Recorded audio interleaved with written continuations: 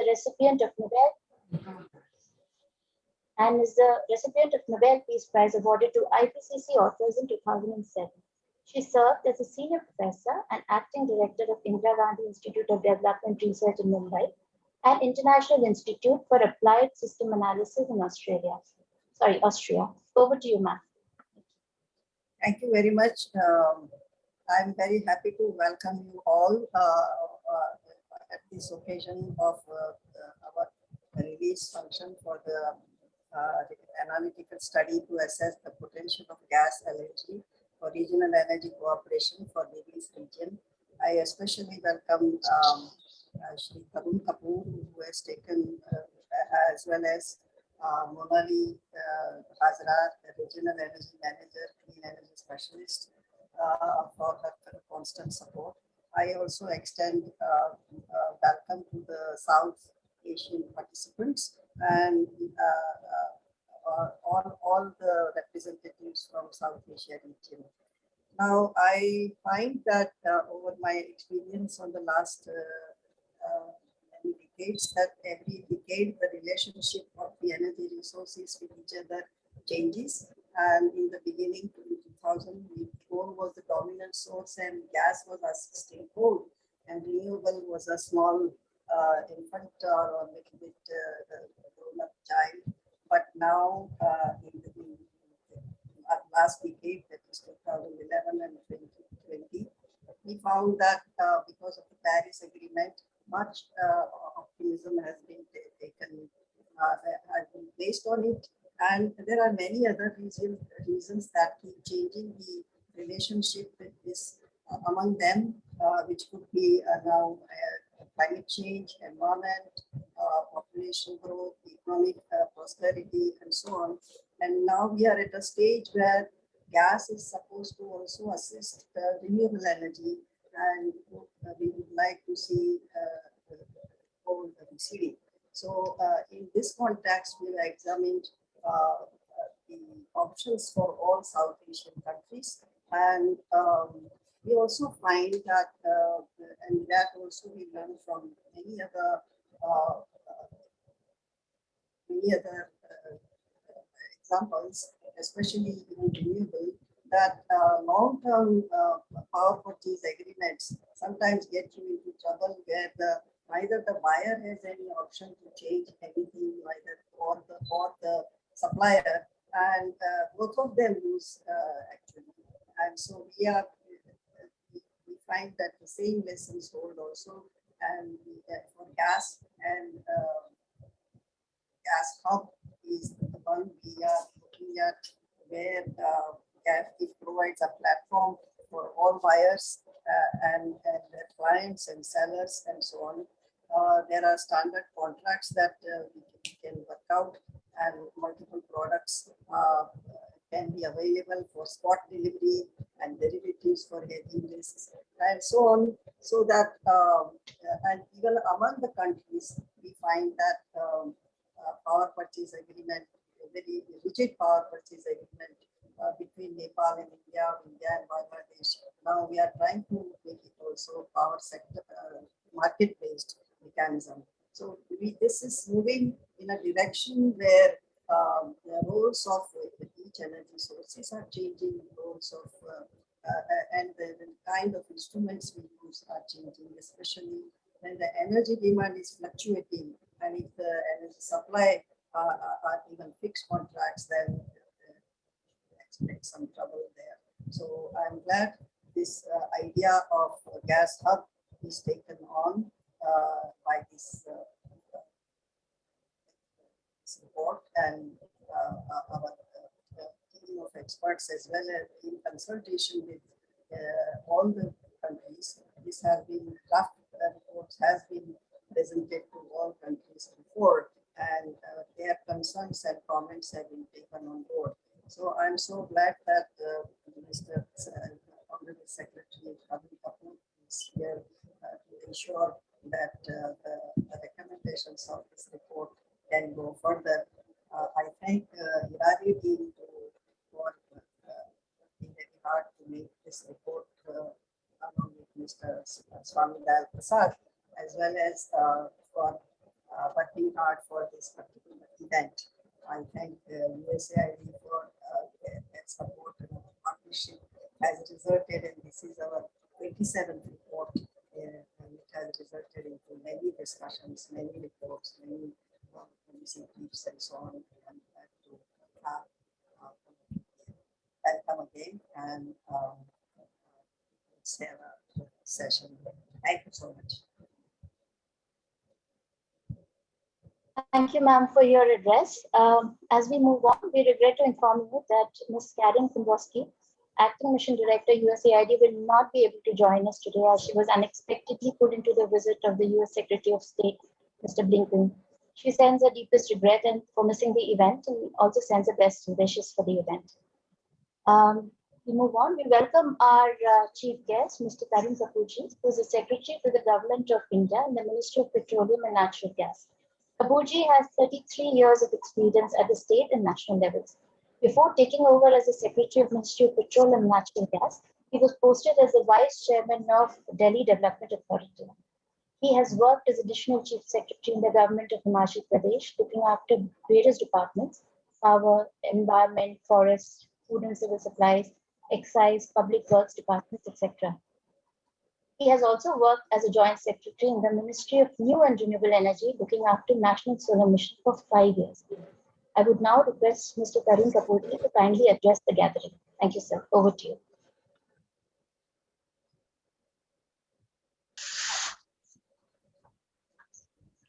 Distinguished colleagues from Bangladesh, Bhutan, Nepal, and Sri Lanka, Dr. Jyoti Parekh, Executive Director, Integrated Research and Action for Development,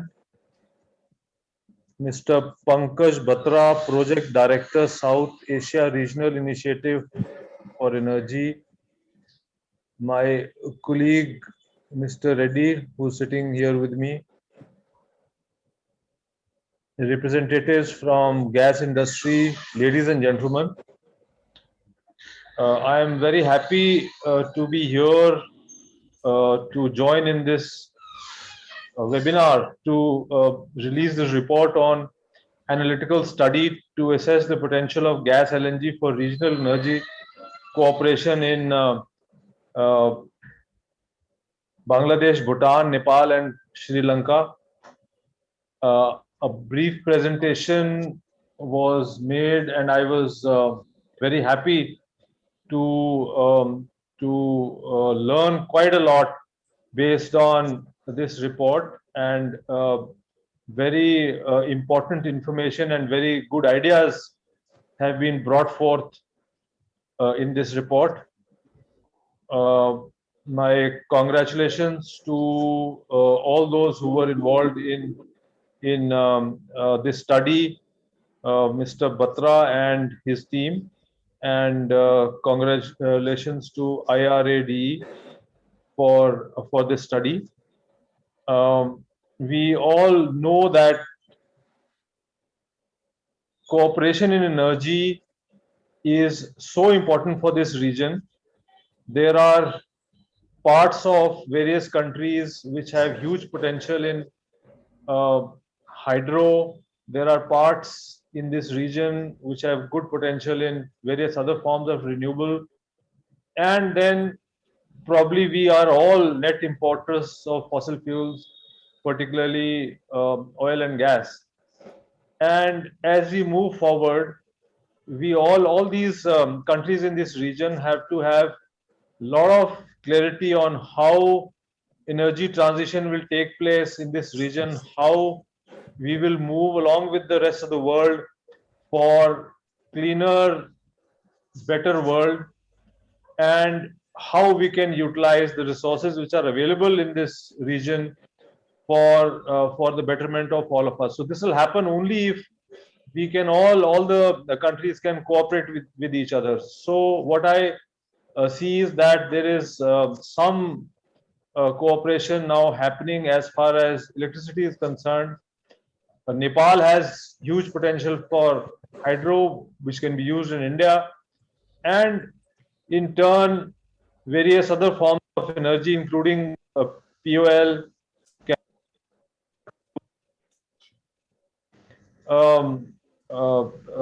if we look at Bangladesh, we already have one product pipeline which is under construction, and there is a scope for building gas pipeline. GAIL is looking at that. IOCL is also considering building a pipeline, and there is also some thought of building a gas pipeline by IOCL into Nepal. So therefore, while this report will bring out even more ideas, but already some efforts are on, and some thought process is also there. As far as India is concerned, we are moving fast towards more and more usage of natural gas in our energy mix. The Honorable Prime Minister already announced that we will take the current 6% of natural gas in our primary energy to 15% by 2030, and we are working for that.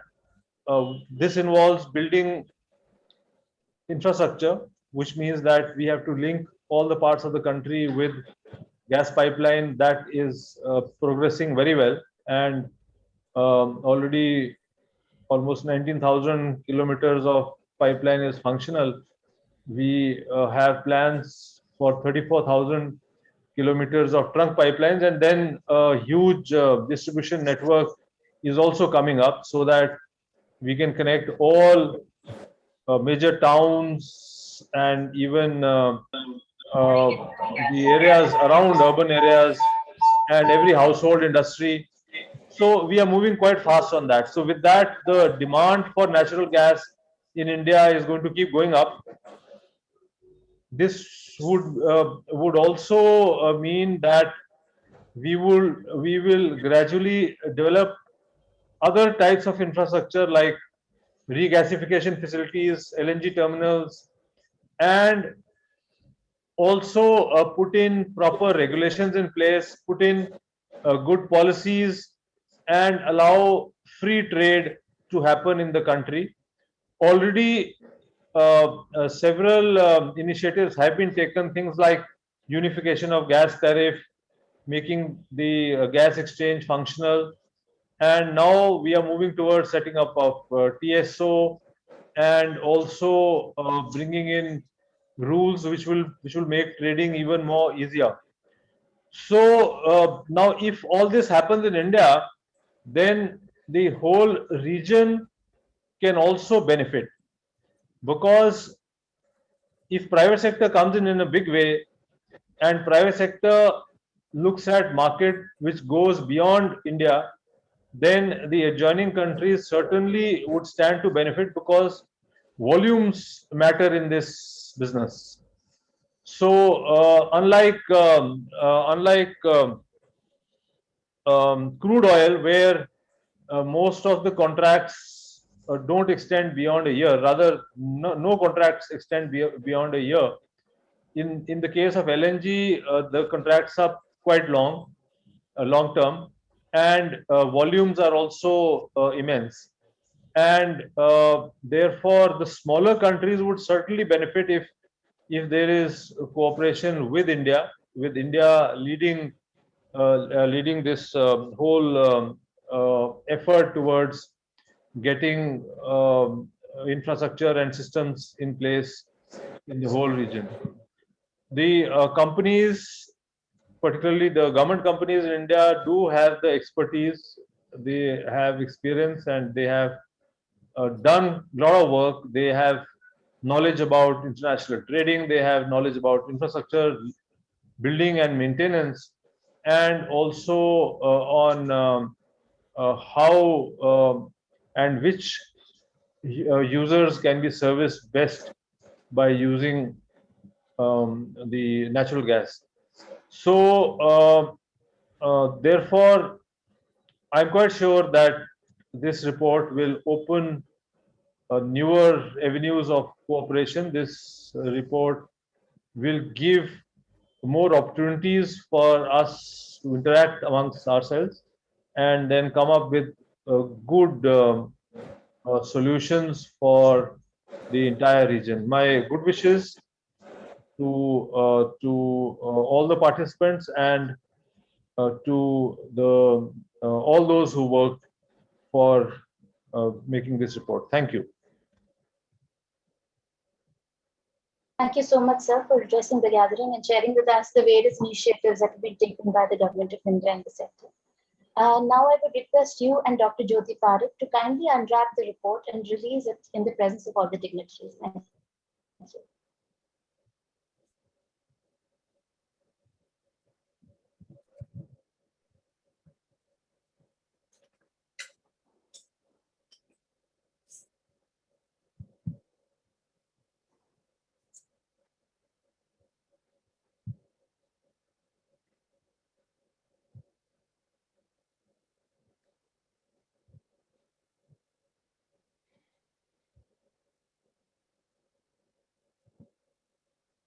Thank you both for doing the honors. So we are aware of your prior meeting schedule with the minister. So before you leave, sir, I would request everyone to turn on their videos for a group photograph, please. Thank you.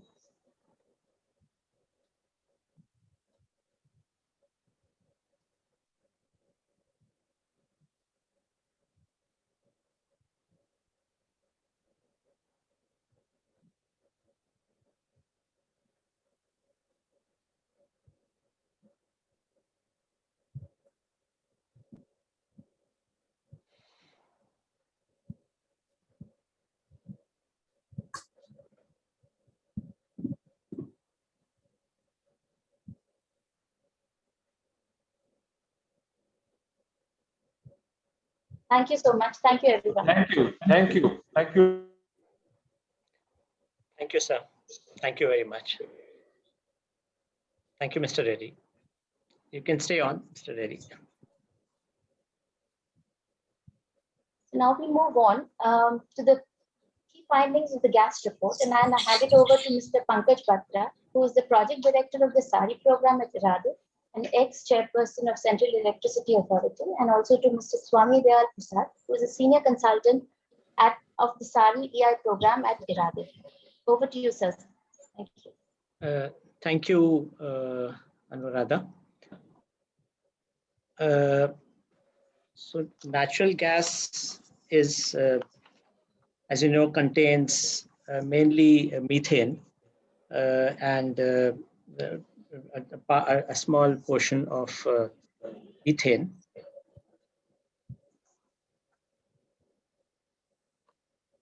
Yeah. So it's got a lot of advantages in terms of being one of the cleanest sources of fossil fuel which we have. So it's being considered as a bridge fuel for switching to renewable energy. But not only that, it also is it will complement the intermittencies of renewable energy because of its quicker ramping up and ramping down qualities as compared to coal-based plants. And can be used as a peaking plant where it can just start up in the evening and after catering to the evening peak shut down. In view of optimum utilization of gas that we have in the BBINS region. Globally also there's a growth in use of natural gas. The compounded annual growth rate globally for the liquefaction capacity has been around 7% from 2016 to 18, and in 2019 it was 11%. The LNG shipping capacity also grew about 8% in 2019.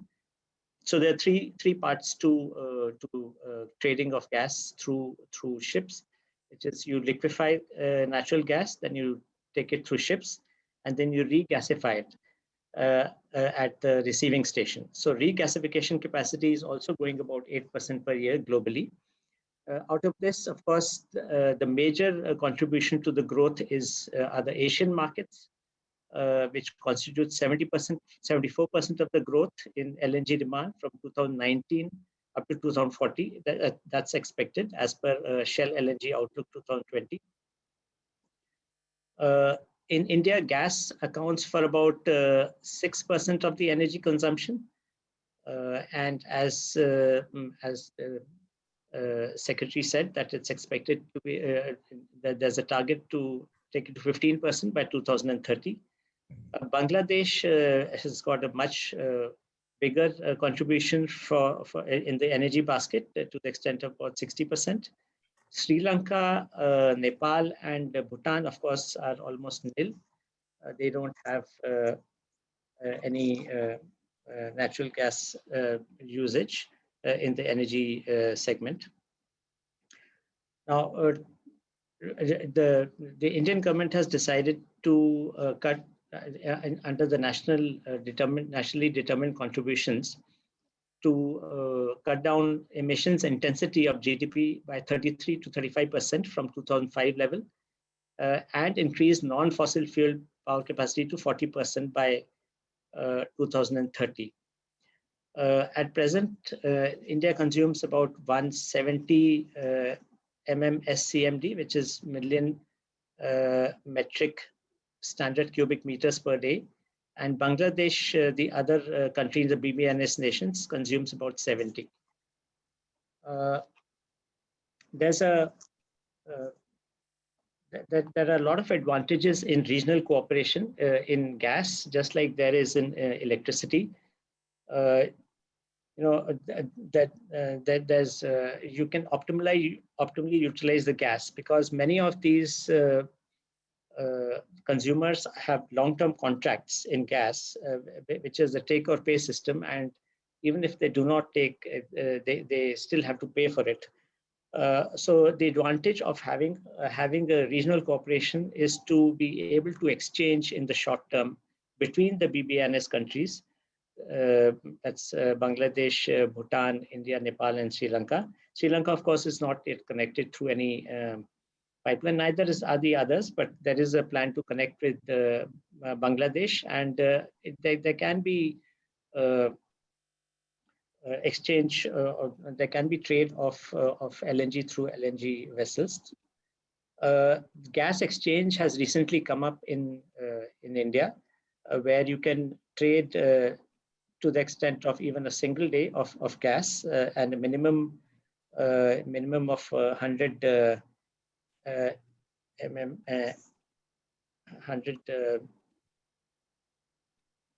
units.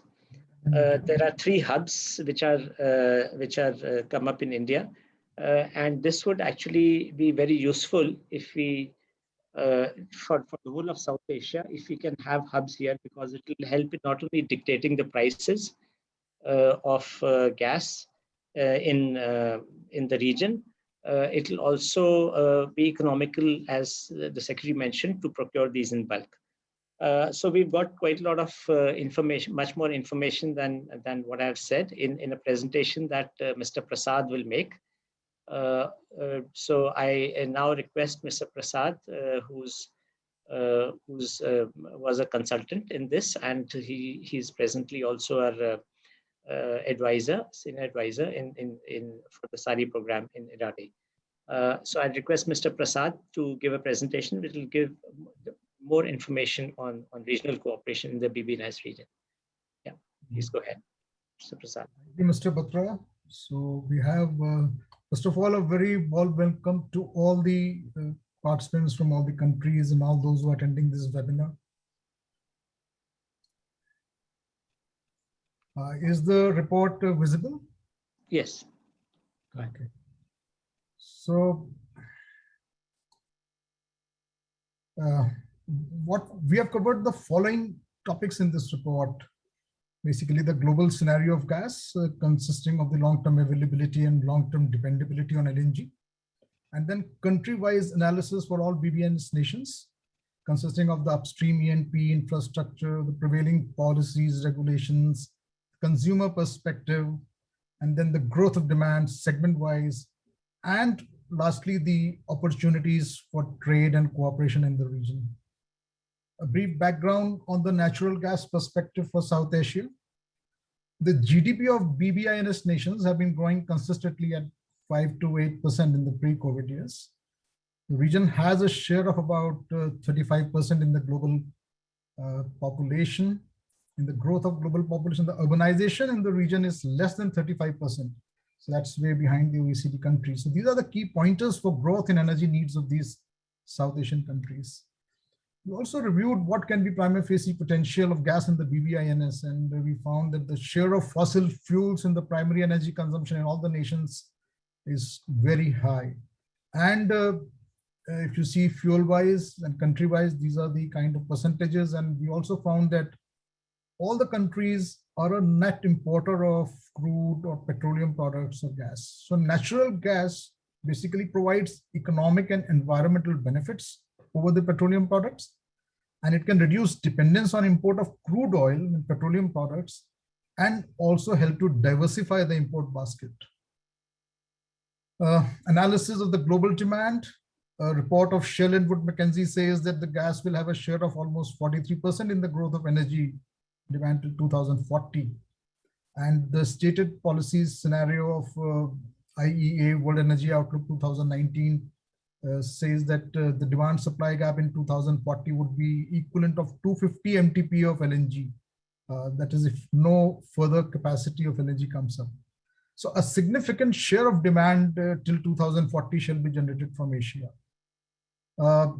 As per a study on affordability by Oxford Institute of Energy Studies, the paper 142, the LNG from Qatar, Nigeria, Mozambique and Russia can be supplied at around an affordability benchmark prices of $6 per MMBTU for the low-income markets in South Asia. So this is what I was alluding, the growth of different segments of energy from 19 to 40, and gas has a growth of about 43%, followed by renewables. But then is LNG a dependable fuel in the long run? We analyzed three aspects: the LNG liquefaction capacity. We found that the trade is 355 MTPA and the capacity is about 430 MTPA, so about 75% utilization. 101 MTPA is under construction. 70 MTPA of new LNG plants have achieved financial investment decisions, and there is 907 MTPA of liquefaction capacity in pre-FID stage. So we have significant LNG liquefaction capacities. LNG shipping, there has been reduction in prices of vessels. The fleet size has grown significantly, 541 vessels. And the best part is that the order book is healthy and mostly without any firm ship charters to cater to short-term or spot cargoes. Then the LNG contracts and pricing, we found that very consumer-friendly trends are there. The contracts are shifting to short, medium, and long-term are now coming down. So short and medium-term contracts are increasing. In fact, 30% of the volume is of spot cargoes. Oil indexation in the LNG sales purchase agreement has come down. The price indexation with crude has now come down to just about 11% in 19. So the key conclusions from our global study was that in terms of availability and affordability, LNG is really dependable in the long run. We also reviewed the supply chain innovations in LNG, and we found that virtual or small scale LNG, which utilizes road tankers or barges, equipped with cryogenic storage technology, it can be used along with vaporizers and regasification units at receiving ends. These are very small units. And virtual or small scale LNG offers the following benefits: excess demand, which is not served by the pipelines, the low capital cost, so lesser risk for capex exposure. It has low gestation period, only 2 to 3 years. There's options for scalability, flexibility to source from multiple players, lower contractual risks. Boil-off losses can be utilized as fuel for the lorries. And the flip side is that the operational costs are higher. So in country analysis, we first took up India. Government plans to take up the share of gas from 6 to 15%. The strong policy support from government and upstream regulators there to encourage exploration and production. The present consumption is 170. 6 RLNG terminals are in operation and another 4 are under construction. The country has a gas pipeline network of about 17,000 kilometers, And there are 16 ongoing projects measuring about 1,500 kilometers. City gas distribution has been a game changer, and with support from the regulator PNGRB, successful bidding of 136 geographical areas was carried out in 18 and 19. So nearly 70% of country's population and all major industrial and commercial belts will now have access to gas in the coming years. We analyzed the gas supplies. First, we took up the domestic supplies. By 2027, they are targeted to reach 147 MMSCMD from 88. We also took up the RLNG supplies, and we found that by 2025, the capacity is expected to reach 66.5 MMTPA. That is about 240 MMSCMD. So this was the gas supply scenario, and we took the utilization of the terminal at only 85 to 80%. And we found that the gas volumes were like this. And then we did the demand analysis. We did it segment wise for CGD, refineries, industry, fertilizers, and power. And finally, when we came to the demand supply gap, we had some very interesting plays. So demand supply gap was in two scenarios. One was a reference scenario with the soft LNG prices and low crude prices. And the other was a conservative scenario with high crude and LNG prices. And in both the scenarios, we found that in 2025, there could be a surplus gas if all the terminals are operated at 80%. In this scenario, high crude prices, it will be more. Then the Indian Gas Exchange, as Mr. Batra said, has started functioning from 2020. There are 3 physical trading hubs at Dahej, Hazira, and KG Basin. 5 kinds of contracts are available: daily, weekly, weekdays, fortnightly, monthly. And now the price discovery is via a double-sided closed auction.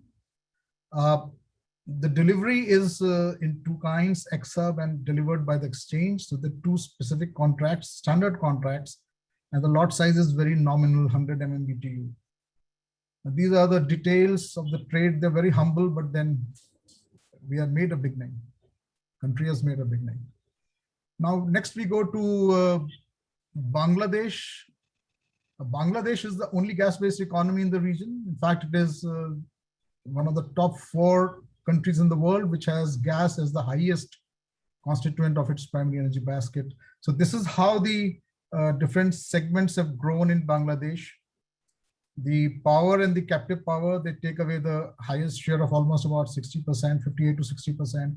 Then it's the industries, and then the domestic and the CNG fertilizer, etc. To understand the growth plans, we reviewed the Power System Master Plan 2016, which has been prepared by BPDP in cooperation with JICA. And we reviewed the segment-wise growth and the decline in gas production. All these aspects have been very considered in detail. And the reference PSMP's 2016 scenario, it advocates more of coal-based capacity. The Gas Supply Master Plan 2017 was prepared by Bangladesh government, Petrobangla, in consultation with Ramhall after the PSMP 2016. And it takes into account the delays in implementation of the coal-based capacity and projects 3 scenarios: the modified PSMP, scenario A, the high growth scenario, 9% GDP, because Bangladesh is planning to become a high income country by 2041. And then the climate change scenario. Then the demand in the climate change scenario, it was considered as a more likely scenario in the report. But of course, the actual demand projections shall be progressively fine-tuned by BPDB and Petrobangla. The 2 domestic gas supply scenarios are also projected after considering the unexplored and yet to find reserves. This is how the gas demand was projected in the report for the 3 scenarios. And this is how the first scenario of the gas production, 3P plus 6.4 TCF of yet to find reserves. So we see that, but in this scenario also we see that this is the existing and these are the 2P, and then these are the shallow and the deep sea, deep offshore in the 6.4 TCF. And we are seeing that the gas is declining. This is the 3P plus 34 TCF scenario, which is projected in the report. Here we see that Bangladesh is very aggressively, the consultant and the Petro Bangla, they have considered 8 new areas where they plan to aggressively invest into E&P and produce. So the demand supply gap analysis, we took demand as per climate change and supply as per realistic and the high exploration. And then we took 2 scenarios of modified PSMP with supplies as per realistic and the high exploration. And we found that almost in all the scenarios, there were gaps. And Bangladesh has 2 FSRUs of 500 MCFD. So some gap is taken away by those. One more FSRU, a land-based terminal of 1000 MCFD is now coming up. So some gap would be fulfilled by this, but still there could be some gaps, and the gaps could be more if the 3P plus 6.4, the 3P plus 34 TCF doesn't materializes. Sri Lanka has 3 sedimentary basins, Mannar, Kaveri, and Lanka basins. In 2012, Keynes made 2 discoveries, and these discoveries were estimated to have about 2 TCF, but then it relinquished. These blocks didn't find them commercially viable. But Sri Lanka is pursuing very aggressively its E&P. PRDS is doing a lot of work. They are planning to develop a multi-client data repository, which can be offered to developers. And from 16 onwards, Sri Lanka is tied up with Total, Schlumberger, Bell Geospace for collecting a lot of exploratory and seismic data. It claims to possess 18,000 kilometers of magnetic and gravity data and about 19,000 kilometers of 2D data in its repository. It has invited prospective E&P companies to commercially exploit its reserves. So they're planning to exploit. Sri Lanka has also seen a policy shift to gas. In its National Energy Policy and Strategies 2019, gas is the fuel of preference. Also, a national policy on natural gas has been drafted, and the share of gas in this energy mix is targeted to grow to now 1/3 by 2030. And in the energy mix policy, which has been approved by the government, 2/3 of the electricity generation is to be met by firm energy capacity mix comprising of LNG 30%, coal 30%, fossil fuels 15%, and large hydro 25%. So this energy mix policy is the basis for the generation mix in the draft 20-year long-term generation expansion plan 2020 to 39 prepared by CED. So we also estimated what would be the landed price of LNG. The crude prices are different. And then what could be the cost benefits of LNG for the retail and for the bulk consumers at these prices compared with the existing prices. And we summed up the demand in 3 scenarios. First was only power, that is the reference LTGP scenario with gas. The second was the reference LTGP plus some other segments, penetration of gas in other consumer segments. And lastly, 25% shift from coal to gas in the reference and some other segments. And these were the volumes, how they were emerging. Sri Lanka is also exploring LNG trade options. In August 20, Sri Lanka's Board of Investment inked an agreement with Pearl Energy to launch an FSRU-based LNG trade terminal in Hambantota. So Hambantota is a deep sea port, strategically located between Asia Pacific and Gulf Sea route, and is also on the sea trade route between Asia Pacific and Europe. And the IMO 2020 regulations restrict sulfur content in bunker fuels. And there has been since then a spate of new orders for vessels with proposal systems that would include LNG also. So the terminal can have multiple uses for refueling LNG in vessels, help to meet Sri Lanka's future gas demand on this part of the island, and also offer sourcing options for LNG terminals in India and Bangladesh on short-term basis and vice versa. We'll see this a little later.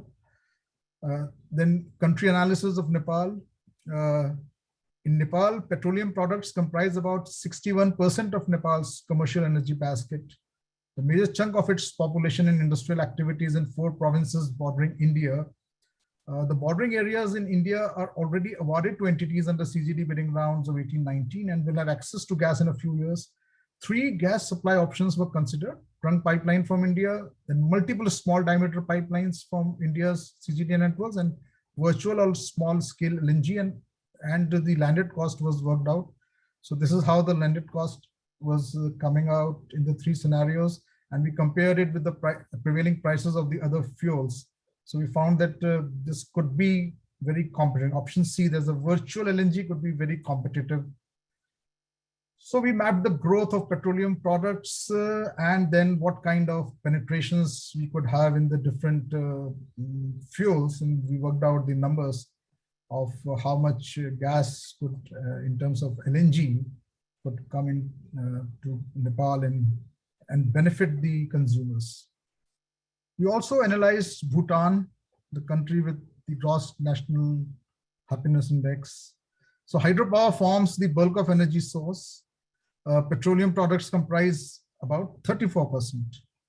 Coal share is about 26% in commercial energy, but mostly it's for the steel sector. And then it's for steel grade coal, and substitution by gas may not be feasible. So like Nepal, all the bordering areas with India covered under CGD bidding grounds and will have access to gas. And like Nepal, we worked out landed cost of 3 options. So we found that laying a trunk pipeline may not be feasible, but then natural gas in virtual LNG mode by road would be cheapest mode of transportation. But we found that it would be able to penetrate only with the bulk diesel and the commercial LPG segments. So we built up the demand for LNG in case they decide to go for a fuel switch on a very, very nominal penetration basis. And this is how the demand emerged. Now, the way forward is how we can have regional cooperation for gas. Bangladesh, India. Bangladesh is facing decline in gas production and dependence on LNG imports. LNG terminals are in deep south in Cox's Bazar area. So there are pipeline constraints in meeting demand in the north, central Bangladesh, and in particular the western areas near Khulna, where there's a lot of potential for penetration of gas and where an 800 megawatt CCPP is under construction. Meanwhile, India is likely to be surplus in volumes in 2024 to 2030. The PSMP 2016 and GSMP 17 also include proposals of several cross-border pipelines to meet these shortages. India has several pipeline projects in close proximity. Kanai Chhata Srirampur has been authorized by PNGRB to H Energy.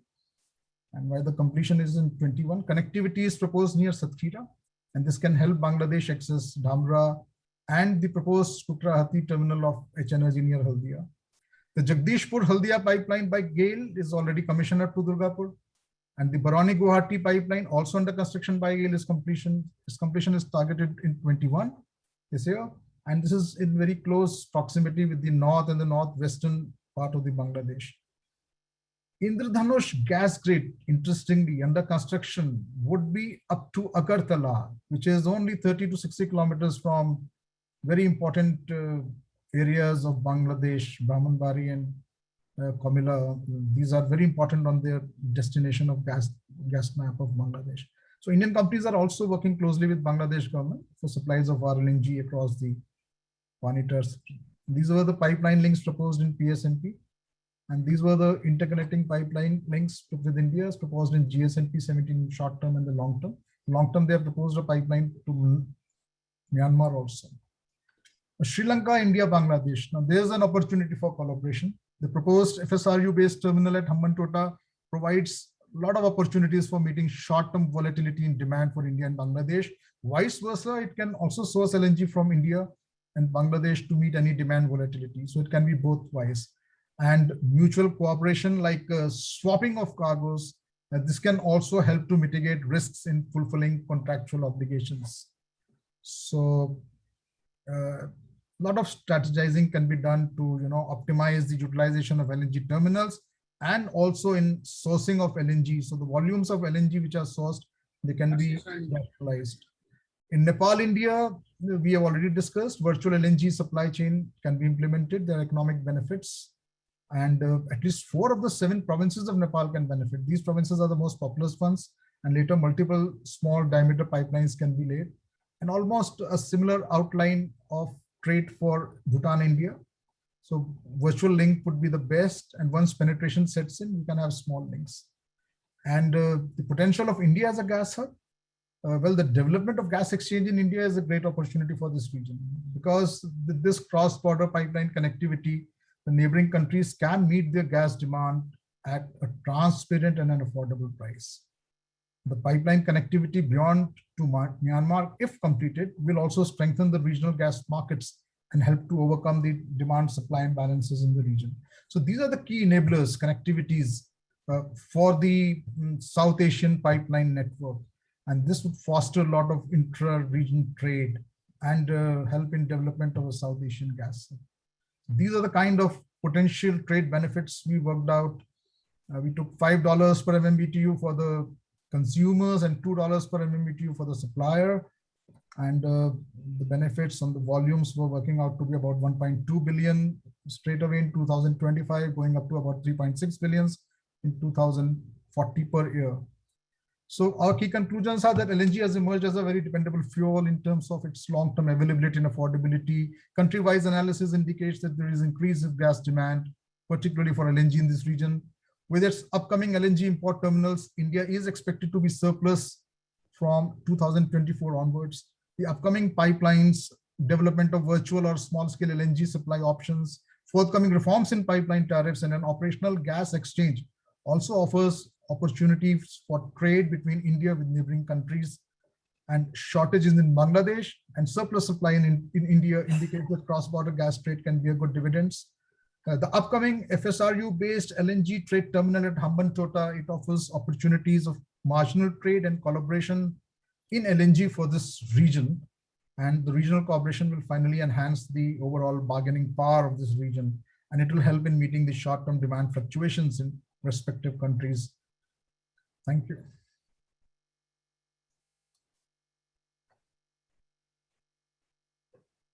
Thank you, Mr. Prasad.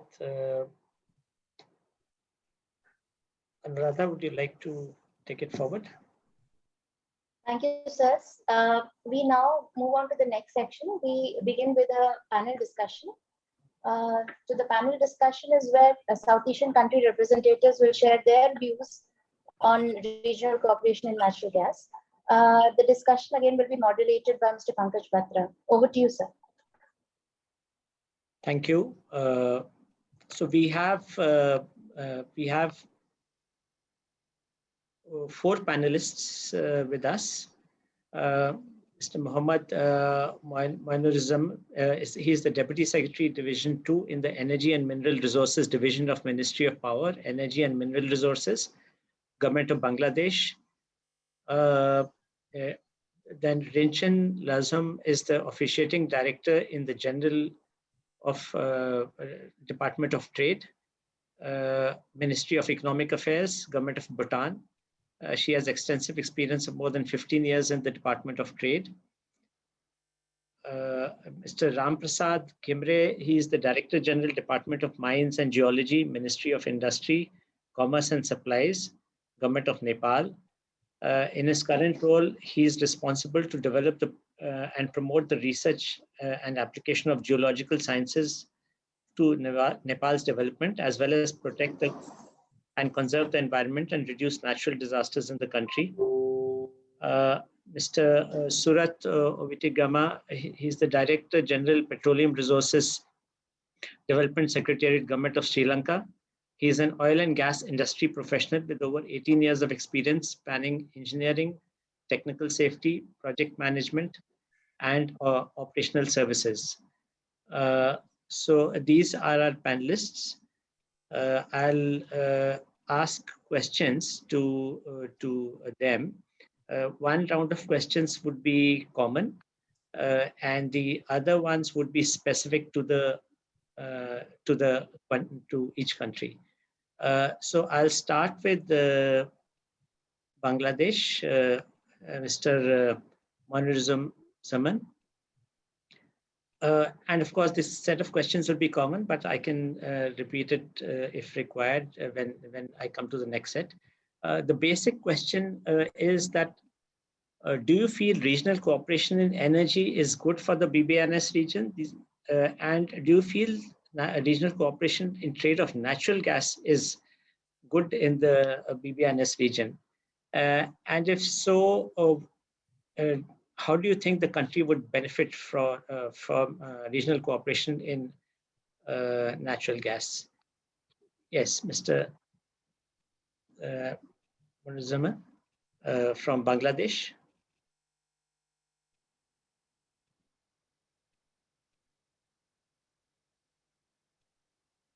He not here?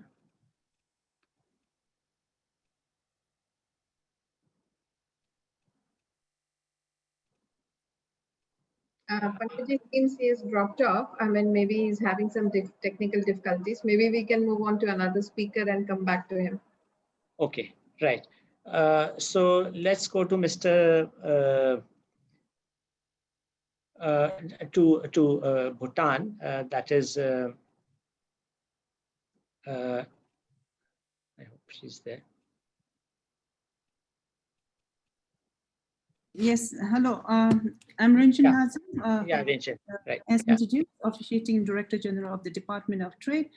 For Bhutan's perspective, as the report also highlighted, that Bhutan per se would not much benefit from the LPG and do not even have potential to either produce or to supply the LPG. We are import dependent, and currently we are relying on just import from India. However, having said that, the regional cooperation perspective from Bhutan perspective is that be it bilateral cooperation or regional cooperation would be an immense benefit, and especially to see such kind of cooperation in the energy sector, especially on the LNG or LPG, would immensely benefit for an importing country, a small importing country like Bhutan as well, from the perspective of cost reduction, supply reliability, and so forth. And our position is that, yes, we believe in the benefits emerging from such regional cooperation. Thank you. Thank you, Ranjan. I'd like to ask the same question to Mr.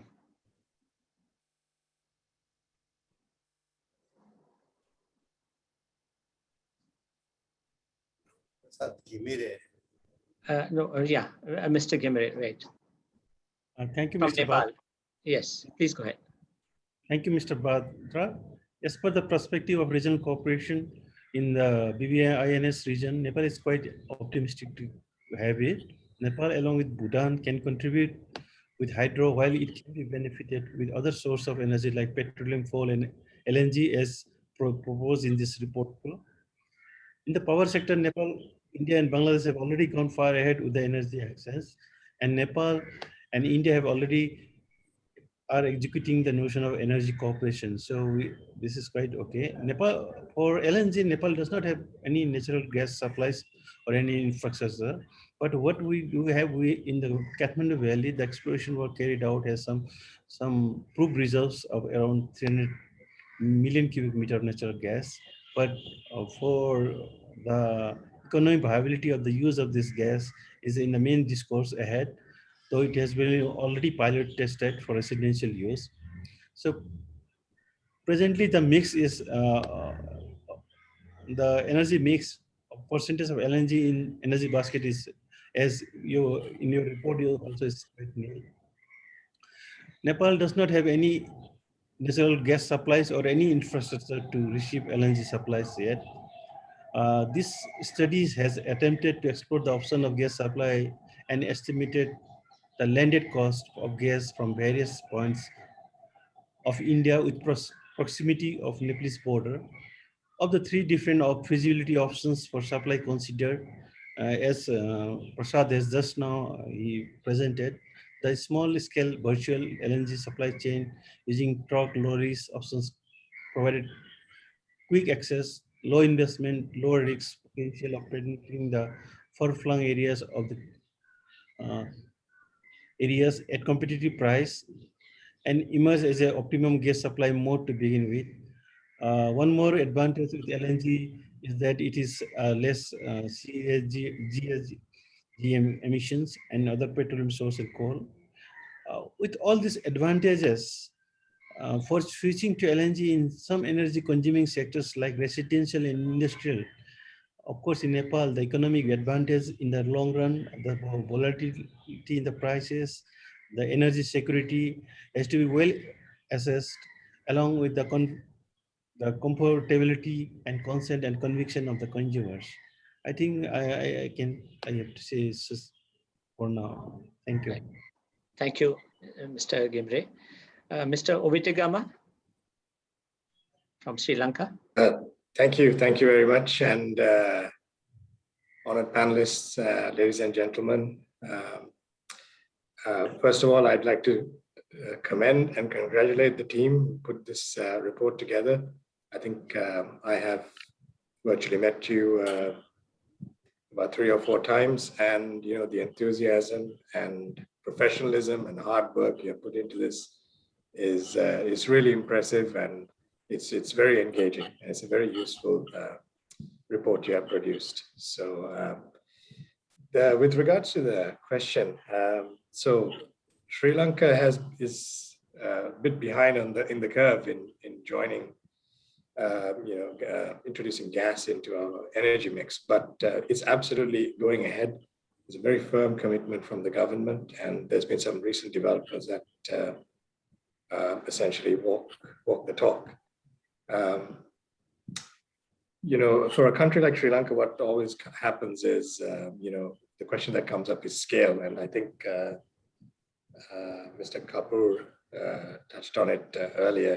This is a volume game.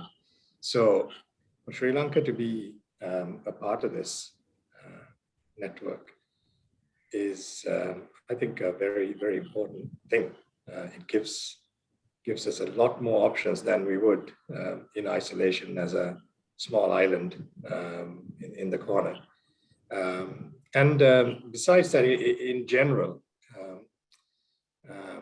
we find, with the countries in this that participated in this study, we have a lot of shared priorities, which is perhaps a little bit different with the rest of the world.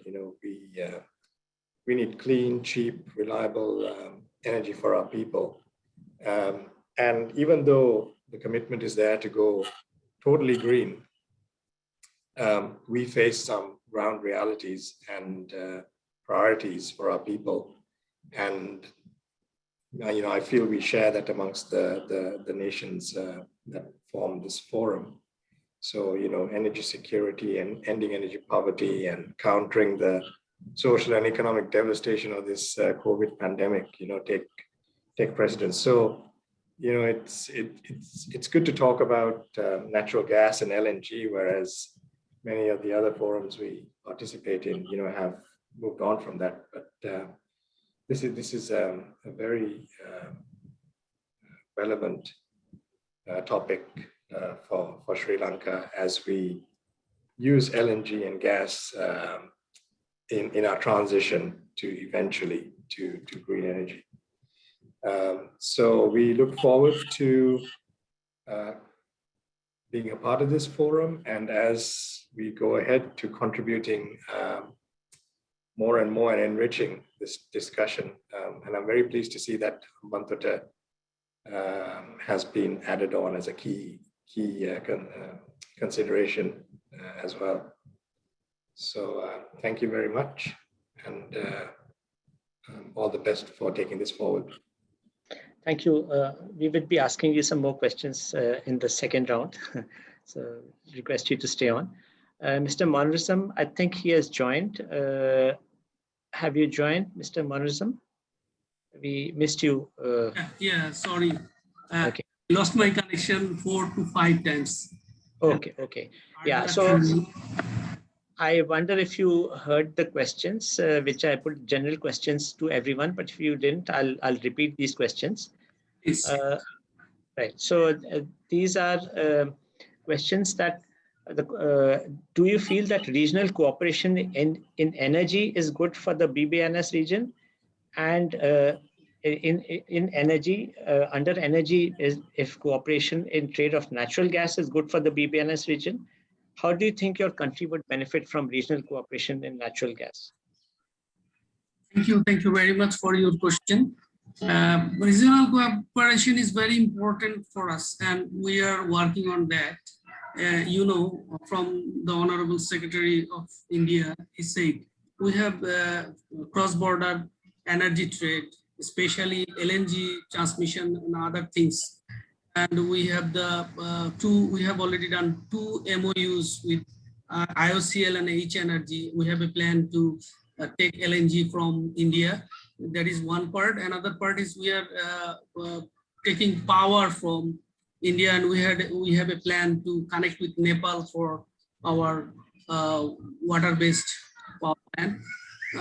It is very important to us because if we think about the our primary energy source crisis now, our indigenous production is going down. Our import is increasing day by day. Previously, when we started the journey with LNG in 2018, it was only 500 mmCFD, but now it has already increased by 850 mmCFD, though it is not enough to supply primary energy to feed our economy as well, especially power and industrial sector. So government plan for future contracts of LNGs, and government is examining the whole issues in the lens of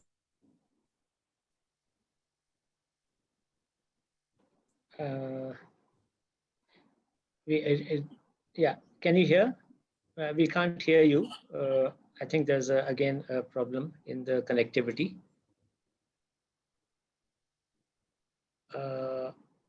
Okay, we'll wait to hear this again when Mr. Manvism connects again. Then we'll go on to the next question from Rinchen. We'll start with you. Now, which is, you did say that you do not have any consumption for natural gas, but do you think that you could use this for domestic cooking through bordering pipelines to from India? Because presently you said you use LPG.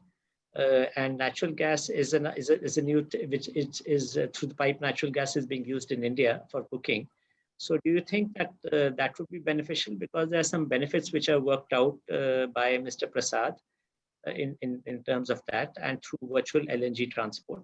So would you say that, or if you feel, I mean, do you feel where do you feel this gas, if natural gas is imported through pipelines from bordering areas of India, which other sectors do you think you can use these? Yes, thank you. Yes, for LPG, we are currently using both for domestic cooking purposes as well as for industrial. We are also importing industrial gas, commercial gas. And mainly it will boil down to economic reasons why we should be using, when we have clean electricity being produced, we are still dependent on LPG, and the demand has been increasing over the years, and we've been requesting the government of India for even enhancement of the existing quota, which has been considered favorably, and yet we are facing the reality that despite the electricity available, our people still opt for using LPG. That is the reason behind the factor, major decision-making factor is the price, the cost. And I see from the report that the LNG cost projection in the next decade is that it is drastically going to reduce, and the comparative study also shows that it's going to be one of the cheapest, not only the cleanest, to even replace some of the fossil fuels. And sure enough, if Bhutan is not in a position to actually reduce the electricity tariff, I'm sure this particular corporation and the supply, even if it is not feasible through, as report stated, for Bhutan, because of the sheer volume through the pipeline, the option for the road, the land is still given as the most feasible from the project, from the study. And I still feel that Bhutan would continue as long as it is economically feasible. Thank you. Thank you, Rinchen. Mr. Gimre, I would also like you to ask this question about which are the, you did talk about the possibility of connecting through pipelines from India, bordering areas of India. Which are the areas, which are the categories of consumers you think natural gas would be useful? For example, transport or cooking, or Any other area you think, industries? The main sector that can be that we can use LNG is mainly the residential sector that can be proposed, and the other one is the industrial sector. Yeah, and as per your questions, I agree with our the panelists from Bhutan also. What she said, that we are now dependent on LPG for our cooking, but this can, as this study shows, that the LNG price will be coming down, and also we do have hydro coming up. But the thing is that we are facing a lot of this due to this climate change effect and all those things. Sometimes all our the cascades of hydropowers in a river basins are affected by a single flood. As you can see just now, we have the two basins we have been affected in most of the countries. In most part of the countries, we are blackout again. So in this context, that for power generation also, if we can make an additional like thermal unit like from LNG or something like that, it could be a benefit for us too. Okay. Right. Thank you. I'll ask the gentleman from Mr. Ovitagama, Sri Lanka, about which are the sectors. I know that we read that you have plan of building combined cycle power stations in Sri Lanka, but do you feel that natural gas can be used in other sectors? What are the plans of Sri Lanka in this regard? Absolutely, and we are sort of counting on that. So we, as I said, we put together, we gazetted national policy on natural gas in October last year. It's long overdue, and the output of that is there is a gas utilization master plan being developed right now, and it's due out at the end of the year. And that is looking at multiple sectors, not just power generation, especially into transport, industrial, as feedstock for the fertilizer industry, and some of the bigger developments, especially in Colombo. We've got the Port City development coming up. We've got lots and lots of apartment blocks coming up. So these will be the first users, I think, besides the for power generation.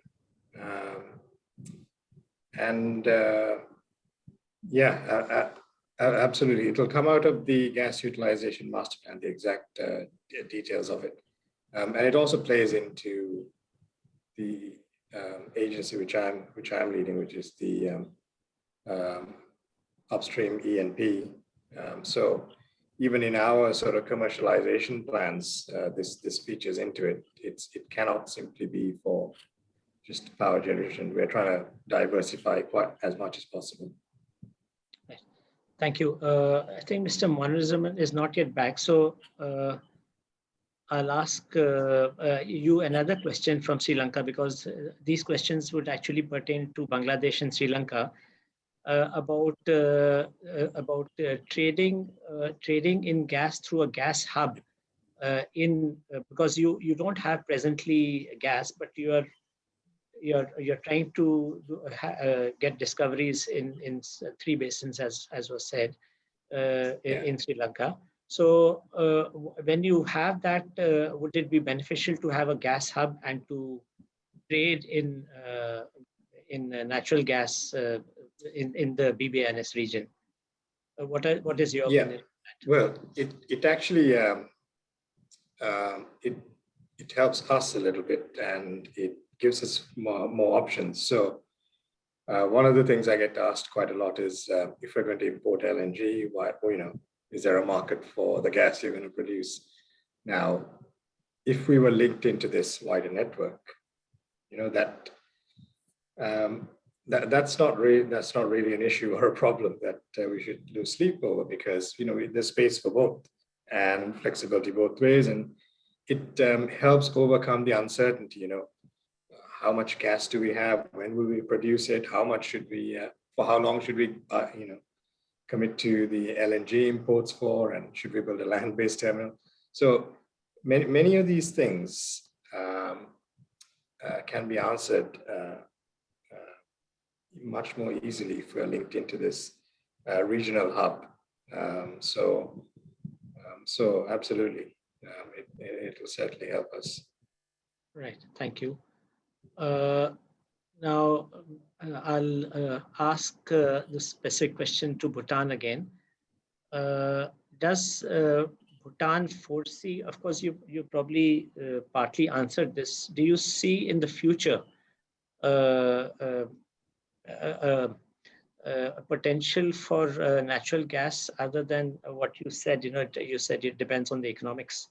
But do you have a plan in the future, considering the global scenario and the demand supply of gas globally? Rinchen,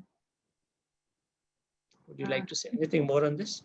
Yes, thank you very much. I think for Bhutan, while we may not have the potential in terms of actually supplying and filling the gaps that globally facing currently, but we definitely see benefits and relevance in terms of, being an import country, dependent country. And who knows, in future, we may also come up with few, deposit areas or wherever in some ways or forms if there are cooperation, but that is just a hope, very blink hope. But definitely, I would like to say that and reiterate that there is a huge scope, and we see a lot of benefits that would emerge from the pricing perspective, as well as a kind of a gesture in terms of cooperation among the BBI countries and within the region, how we can take especially given the COVID situation, the reforms in every aspect, and especially if this can kick off, I see it would be a great beneficial, not just from the economic perspective, but also from the political dynamics as well. Thank you. Right. Has any study been carried out, or is it undergoing in terms of potential for natural gas presently? Yes, in a very small scale, I think through an ADB funded project, the Department of Renewable Energy, which is hosted under the same ministry, has carried out some studies and then scope in terms of not necessarily from the basins as such, but natural gas from methane in terms of biomass and all those things. Those were explored, and per se, other than that, in a major macroeconomic scale, no big studies have been done, but on a small scale, yes. Okay. I had one question for Bhutan, and that is that we find that to have significant consumption of HSD, and we find that LNG can be economically transported, and HSD being a little dirtier fuel than LNG gas. That was one. And then we also found that your quota of subsidized cylinders is limited. So we worked out on the commercial cylinder spaces, and we found that, LNG can fit in, and piped LNG supply is always very beneficial then. So that way we found that the subsidized cylinders can be distributed in a more equitable manner to that strata of society which really needs them, and those in cities which have access to the piped gas, they can be supplied LNG on commercial prices. Yes, but specifically if we refer to the studies, it has not given any recommendation in terms of Bhutan benefiting from the pipelines, and they have, recommended still the landlines, the land transport to be used as mode of thing. But if at all the pipelines could be connected to our border, and that will immensely benefit. It will not only address the issue in terms of the current, challenges given by the COVID pandemic, where we have a lot of lockdowns and loading, unloading has to be taken place and so on. So those any other situation like this in the future can be avoided, and the challenges could be addressed. And in terms of your question specific to replacing the current domestic LPG with the natural gas.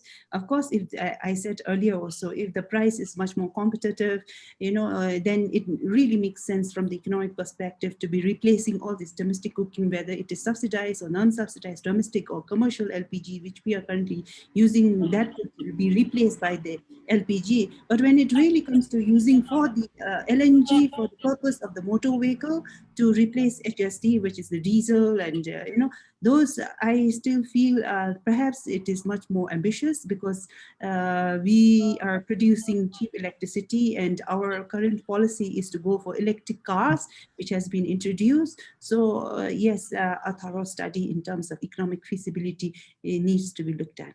Thank you. Thank you, Rinchin.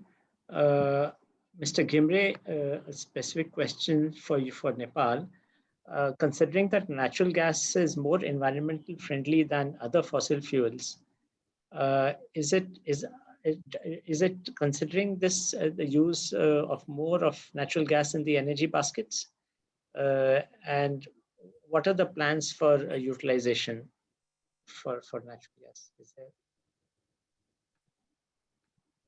some study which has been done? Mr. Gimre?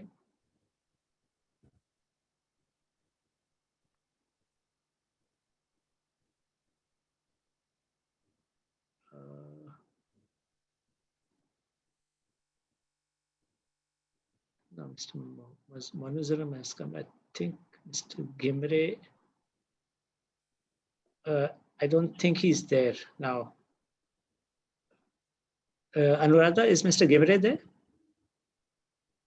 No, I think he's dropped out. Okay. Okay, then Mr.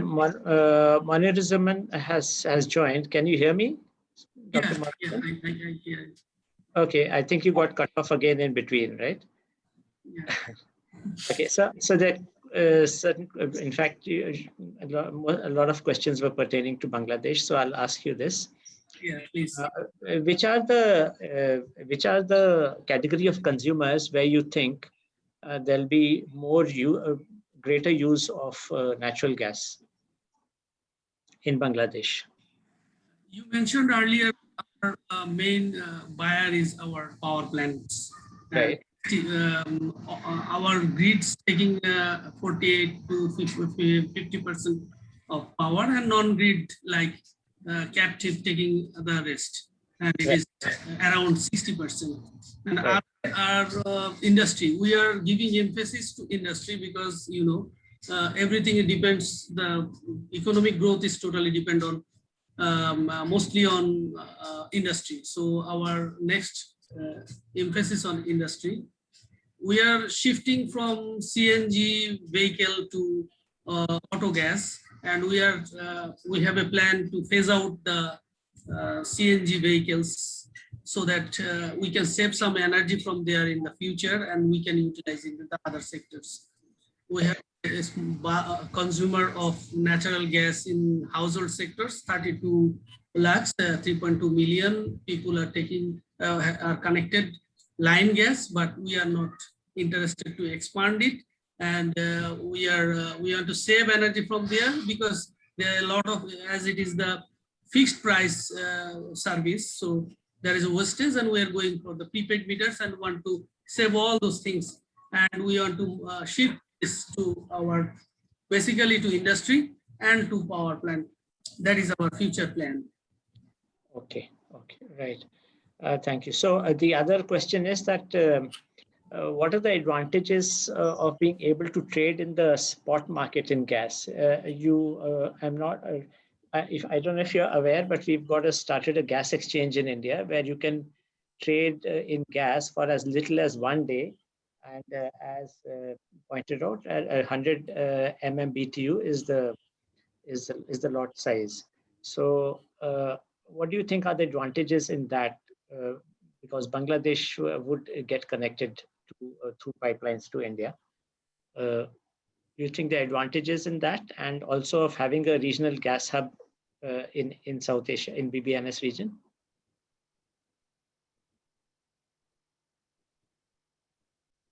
Mr. Can you hear? Oh, again, I think it's.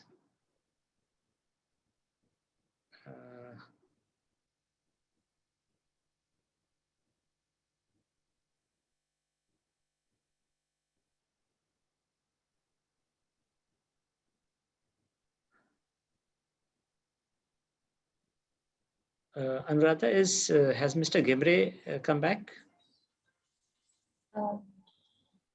Okay, and I think Mr. Manvizam has also got cut off. Yes, both of them are not there.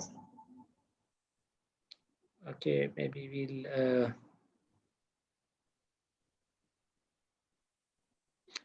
Would you like to say anything more, Mr. Ovitagama, on gas? Because I've asked all the questions that I wanted to. Maybe not necessarily just on gas, but overall what's happening in Sri Lanka around, so gas will be our transition to a fully non-fossil fuel future in the long run. 2050 is our target, with an interim target in 2030 to be 70% renewable. So even now we have, we're looking into, life after gas as well. So it's something we do have to balance, but we feel that if we consider something like hydrogen, we feel that LNG and gas is a more natural transition fuel to that future. Okay. So we that's why we're marching ahead. We are very keen on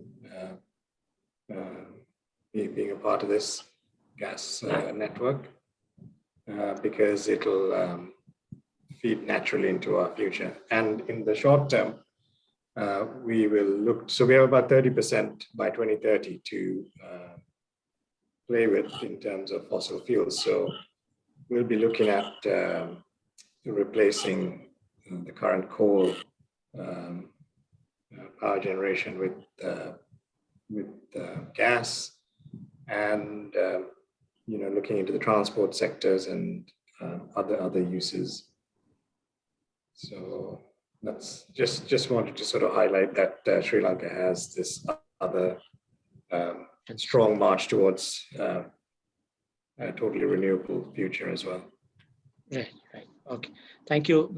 Dr. Manvizam has joined again. Can you hear Dr. Manvizam? Yeah. Okay. You're getting frequently disconnected, but I was sorry for that. That's all right. I believe that there is for H energy interconnection with India, the gas is meant to supply to a combined cycle power plant at Khulna, 800 megawatt. What are the plans by when it's expected this would happen? NWPCCL, our Northwest Power Company Limited, will take mostly the RLNG from IOCL or H Energy, whatever we finalize. Right. To 2 MOU, and we have a plan to give equal opportunity to those companies.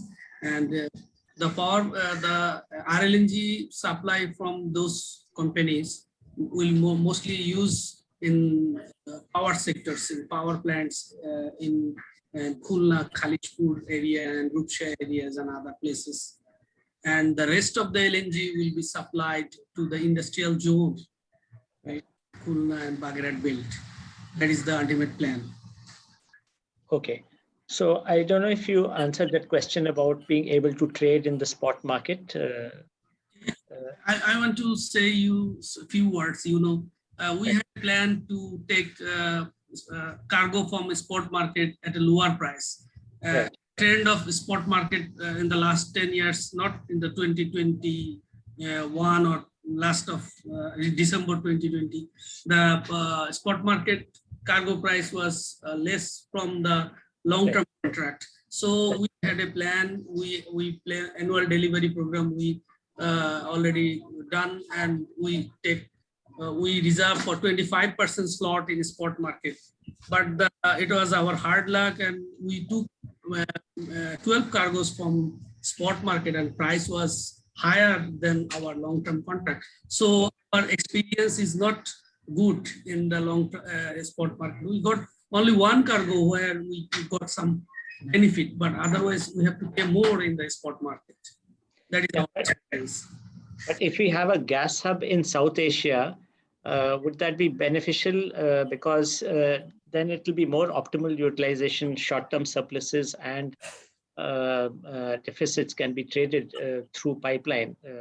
And because of having a hub in South Asia, it's likely the region would be would have more control over dictating of prices, I think, because it's a big demand hub.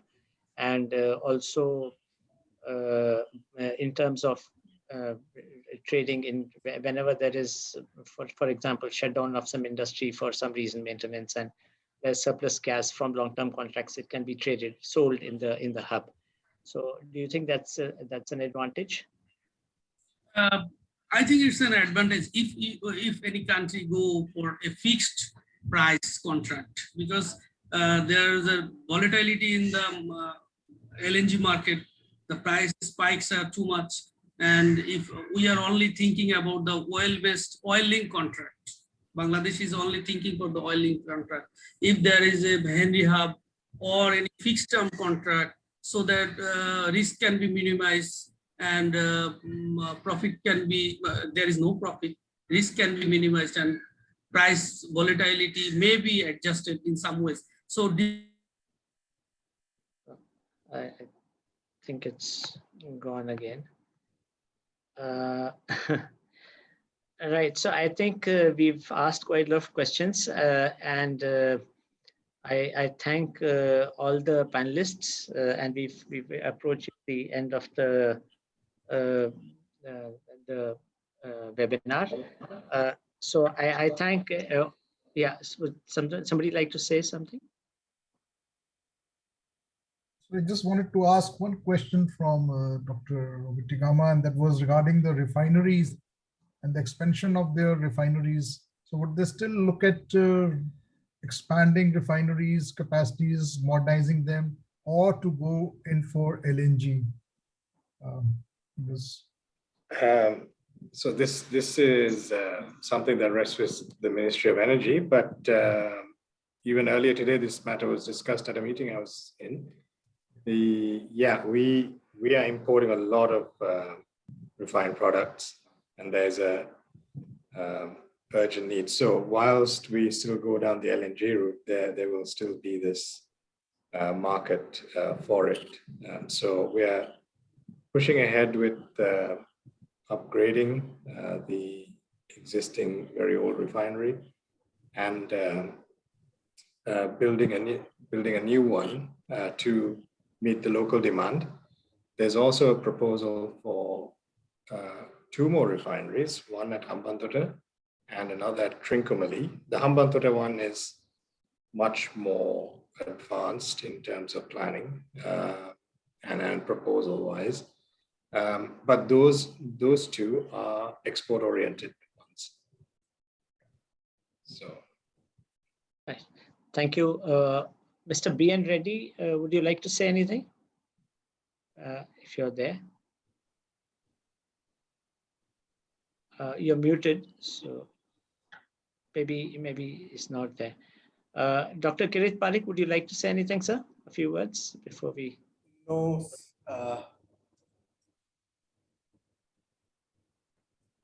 Let me. I'm on mute, so I have to get first of all the. We can hear you, sir. Can you hear me? Yeah. Yes, sir. So no, I think this is a very interesting conversation has been, and I think the study has really provided us with a whole lot of possibilities, and of course, you know, countries would have their own understandings and approach, and I think in the end we will certainly. One thing comes out clear is that. Energy cooperation across countries, BBIN countries, would be beneficial to everyone. And I think this will help us exploit the economies of scale and provide certain degree of certainty of supply of gas and so on. So I think I find this is a very good beginning. Thank you, sir. Thank you all the panelists for actively taking part with so much interest and giving useful inputs for regional energy cooperation. Thank you very much. Anuradha, we can take to the next level. Thank you, sir. Thank you for the panel discussion. As we conclude the report release event, I would request Ms. Monali Zia Hazra, Regional Energy Manager and Clean Energy Specialist, IPO USAID India, to propose the vote of thanks, please. Over to you, Monali. Thank you so much, Anuradha, and thank you to all the speakers who shared their experience and a vast knowledge in the sector with us. As Dr. Kirit Parikh mentioned, extremely, informative and valuable. And I will just keep it very short and sweet. Natural gas obviously seems like it's cleaner than other fossil fuels, and in some cases, like in transportation, it makes a lot of sense to shift to natural gas and obviously look at other new technologies.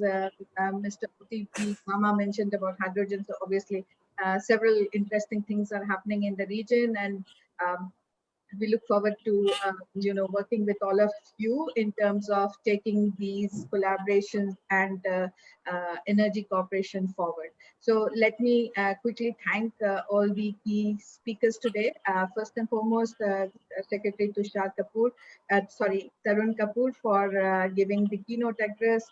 I would also like to thank the Joint Secretary at MOPNG who facilitated the discussions with within India. I'd like to thank all the speakers, expert panel members from South Asia, Mr. Uvitigama, Ms. Rinchen, Dr. Moniruzamma, and I'm sorry if I'm mispronouncing your name. And again, also we had Mr. Ram Prasad Ghimre from Nepal. So many thanks to you. I'd like to thank the SARI team for putting this event together. Dr. Parikh, Dr. Kirit Parikh, as well as Jyoti Parikh. Ji, thank you so much for your cooperation as always, and for guiding the team. SARI team led by Pankaj Ji, Mr. Agarwal, Anuradha, and rest of the team who put the event together. And last but not the least, to Mr. Swami Daya Prasad Ji for putting together this paper or this report, which I'm sure will be really useful. I, on behalf of USAID, thank all the participants who have joined us today, and hope to come back again for the next edition to take this discussion forward again. Thank you so much, and back to you, Anuradha. Thank you, Monali. Thank you. Thank you all the esteemed speakers, panelists, attendees who joined us today. Have a good evening ahead. Thank you so much for joining. Thank you. Thank you. Bye. Bye. Thanks. Bye.